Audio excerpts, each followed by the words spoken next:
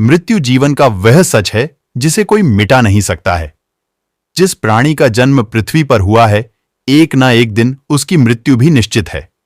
मृत्यु के बाद शरीर नष्ट हो जाता है, इसलिए उसे जला दिया जाता है या दफना दिया जाता है। लेकिन आत्मा कभी समाप्त नहीं होती, बस एक शरीर से दूसरे शरीर में रूपांतरित होती रहती है। इसलिए कहा जाता है कि शरीर नश्वर है और आत्मा अमर है। इस विषय में गीता में भगवान श्री कृष्ण कहते हैं कि आत्मा अमर और अविनाशी है, जिसे कोई शस्त्र काट नहीं सकता, पानी गला नहीं सकता, अग्नि इसे भस्म नहीं कर सकती और वायु इसे सुखा नहीं सकती। आत्मा वह है जो कर्म फल के अनुसार एक शरीर से दूसरे शरीर में भटकती रहती है। लेकिन क्या आप जानते, जैसे ही किसी की मृत्यु होती है तो 1 घंटे तक आत्मा के साथ कई तरह की अजीबोगरीब घटनाएं भी होती हैं। इन घटनाओं से आत्मा बेचैन और घबराहट से अचेत हो जाती है।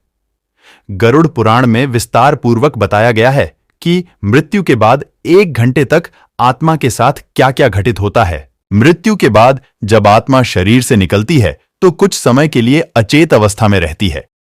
यह कुछ इस तरह का अनुभव होता है जैसे कोई मनुष्य बहुत परिश्रम करने के बाद खुद को थका-थका सा या गहरी नींद में महसूस करता है।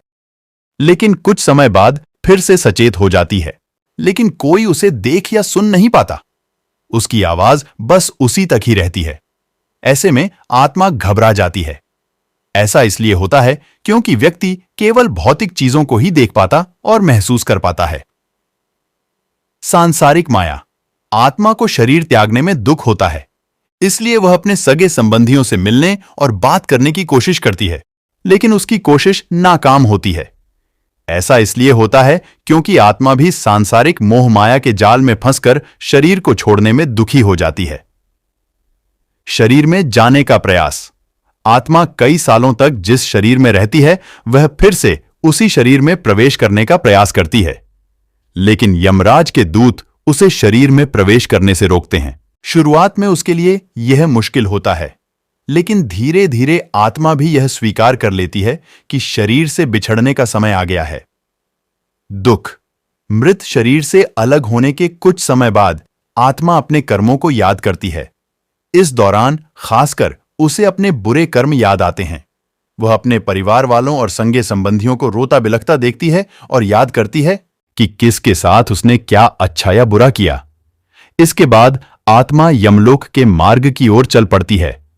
कर्म के अनुसार नया जन्म। यम मार्ग में पहुंचने के बाद आत्मा को उसके कर्म के अनुसार नया जन्म मिलता है। कुछ आत्माओं को तुरंत ही नया जन्म मिल जाता है, तो वहीं कुछ आत्मा को इंतजार करना पड़ता है। हेलो दोस्तों, वीडियो अच्छी लगी हो तो लाइक करें, चैनल को सब्सक्राइब करें। आपका दिन शुभ हो।